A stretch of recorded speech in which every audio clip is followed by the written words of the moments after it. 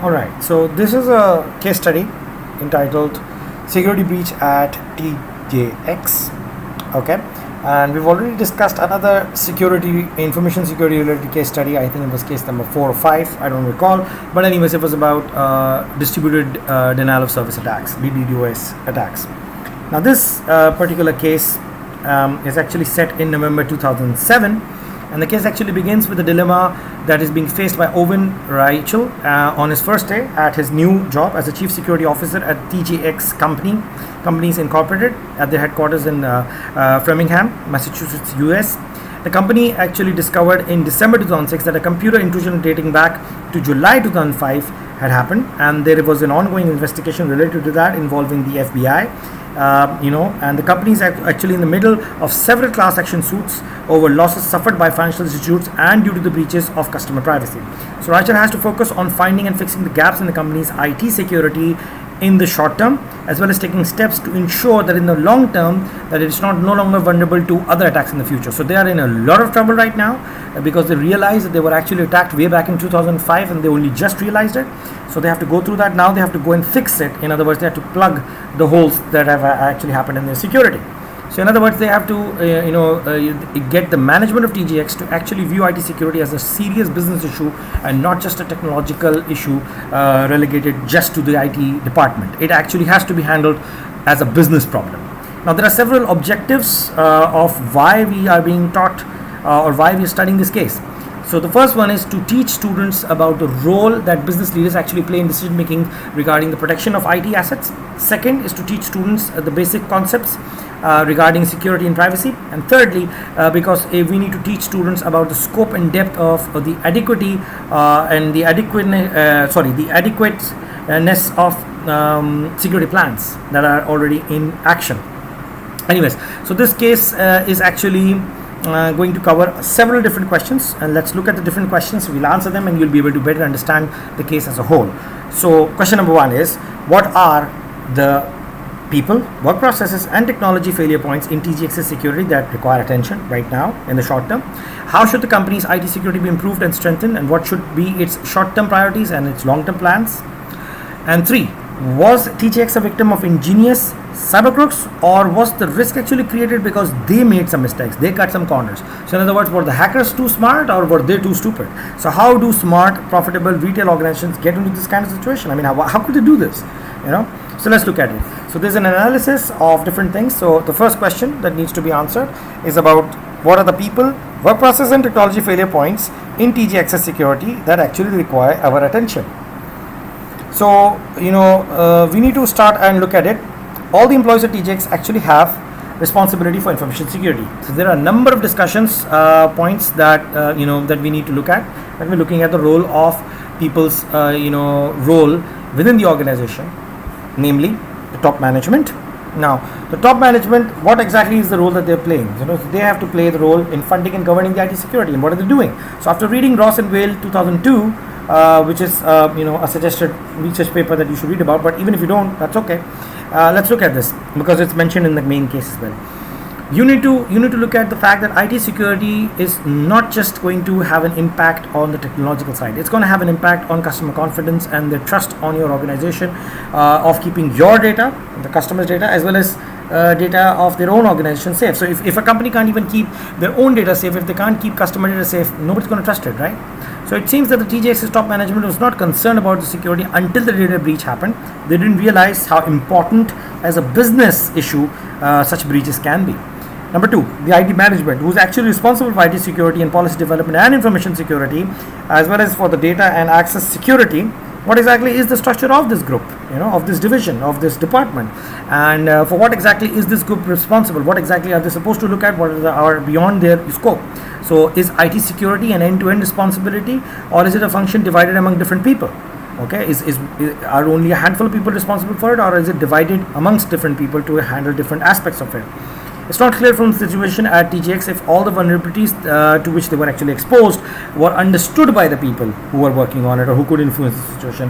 The fact that the kiosks that ports were left open and malicious software were loaded into the TJX system actually suggests that there was not a single person who was responsible for all of these tasks. It was divided among various people.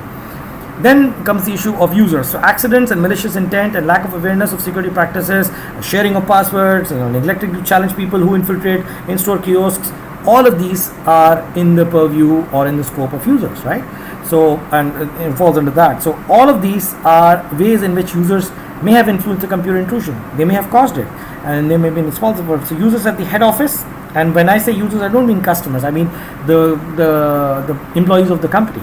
So users at the head office and in the store and in the stores have actually a role to play in ensuring or even causing the breach in security firms. So this should, what you should be looking at is, you should actually list a possible list all the possible roles that various people have to play or might have played in the whole chain of events that caused this. Then after these different people, we come to work processes.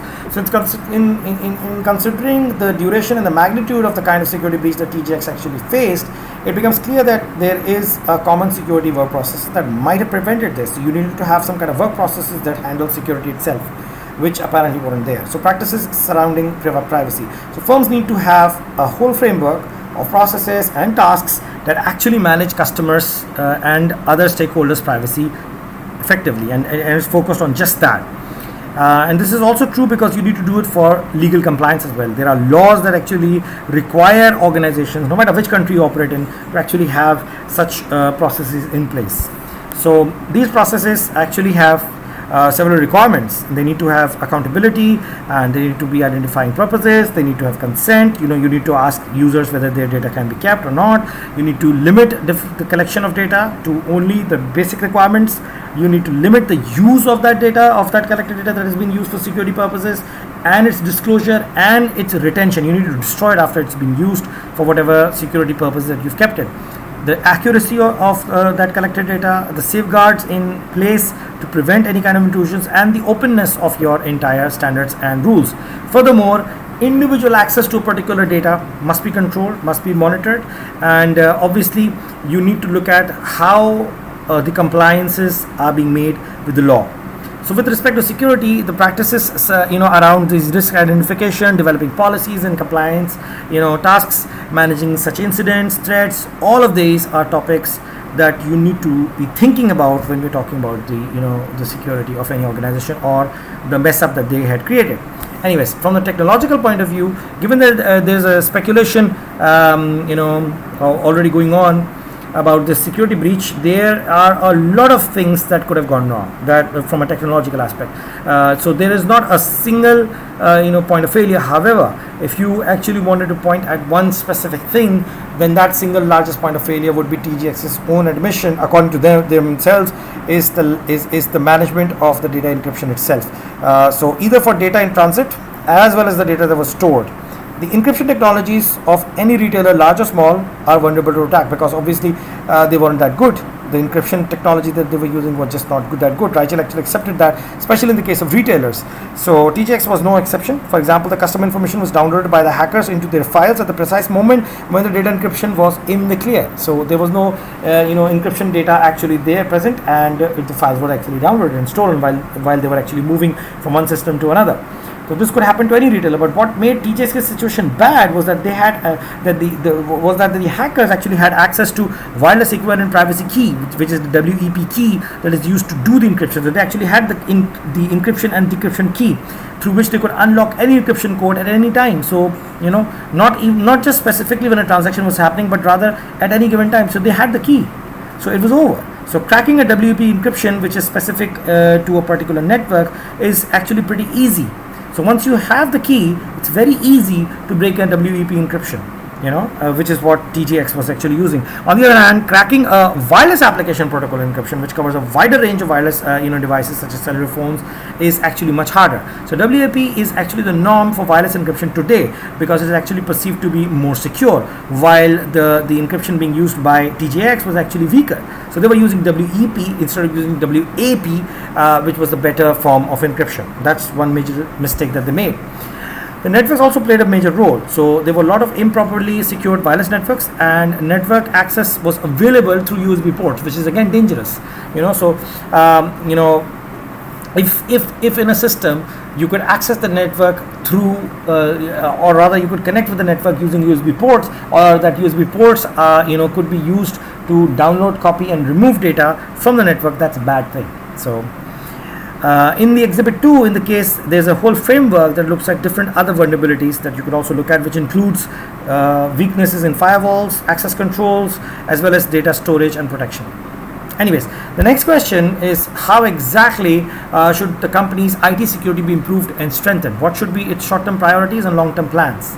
Okay, so you need to look at a very famous governance framework called the Forrester framework, which is specific to Canada and also used in various other organizations, or the information security governance framework. Okay, so it's given in exhibit in one of the exhibits. If it's not, you can go and Google it. So it can be used to overview the scope and depth of the security practices that are required to effectively protect information within the organization. In short term, Rachel would need to actually focus on shoring up and strengthening the technological vulnerabilities that are already present in the head office across the retail network. He should ensure that the easy technical holes could be patched. For instance, he could improve the encryption standards. He should start keeping a track of who's logging into the system, who's accessing what, and what is being changed. In other words, keeping an audit trail. He could also make corrections with respect to common breach issues. That could be, if he were to do these corrections, this would actually prevent any kind of normal breaches. Even the simplest ones. And if he knew and had enough sufficient information, about what happens and how a breach could occur, he could prevent that. So in the long term, they need to have broader strategic issues associated with creating better policies, and that policy, security policy, needs to be implemented across the organization. They need to be better monitoring, better auditing, better track keeping of who is accessing what when a breach has happened, so that they won't be waiting around 6 or 7 months to even find out what has happened. They would know. Okay, so developing ties of the leadership with the IT department and the governance of the IT infrastructure, as well as developing different metrics that are used to measure the security levels and to see the effectiveness of the security systems. And finally, ensuring new practices that would instill the idea that security and privacy is very important within the entire organization. As odd as it may sound, a lot of organizations don't take IT security seriously. The same way a lot of students don't take backup seriously, and data backups, for instance, which is very true. I mean, backup and security are essential, especially when you have crucial data. So even on a personal capacity, it's important. In an organizational capacity, it's even more important. Anyways, another thing that Rachel would need to do is to get the buy-in from the top management, specifically to the fact that IT security is not just a business, is not just a technological issue, but rather a business issue. This would be a big deal, because once the top management understands it, they'll be willing to spend a lot more money in trying to help the organization with respect to its IT security. So making IT more understandable for the upper management is something that Rachel would need to do. They don't need to necessarily dumb it down. They need to make it easy to understand why it's so important. So there are a lot of internal customers for Rachel that he needs to deal with, which is to say that IT security should not be just Rachel's responsibility, but it should be a focus of everybody in the organization. So he needs to do that. So having a short-term and long-term plan for Rachel would be very important in that way. So was TJX a victim of smart hackers, or was it a mistake of their own that caused this? Now, TJX is a smart company, right? Because TJX has been competing successfully with both departmental stores and specialty stores in North America for the same customer group, and they've been doing it really well. It's been very successful and everything. It's actually done niche pricing, and it's been pretty good. Anyways, so there are several reasons why smart companies go into trouble. For one reason, Wall Street, which is the stock exchange, basically, essentially, is one of those reasons. Pressure from analysts to bring in more investments and to get more investments and to get more returns is a lot. Okay, so which actually forces managers to withhold a lot of investments into more important things. They're just trying to save up money and investing it only in the bottom line. To gain the bottom line. They're not bothered. They see IT security as more of a cost than of an important element. So another reason why this has happened in this case as well is because the management just didn't see it as that important. So they were spending on other operations and management instead of the IT security, which is why this happened. So companies that operate on thin margins, such as retailers, obviously are more vulnerable to computer attacks, hacker attacks, because they're just not taking it seriously enough. So that may happen, but in the long term, this should change. and the TJX should understand why IT security is not actually a cost but an important element. And even though there is going to be investor pressure, they still need to understand that it would be pointless if they make a lot of money but lose it all because of tremendous hacker attempts and even successful ones, which would destroy their reputation. So they need to understand that, and that would bring their share price down. So effectively, investing in IT security is a plus point for them, not a negative one, right? So the amount of risk that they accepted by default is going to go into the millions. So they need to have more encryption, more endpoint protection, more logging, more auditing, more monitoring in order to actually make their system better and prevent such disasters from happening, even though it may appear to be a cost in the beginning. So that's that for this very short case, and I hope that you understand what was being discussed. Thank you.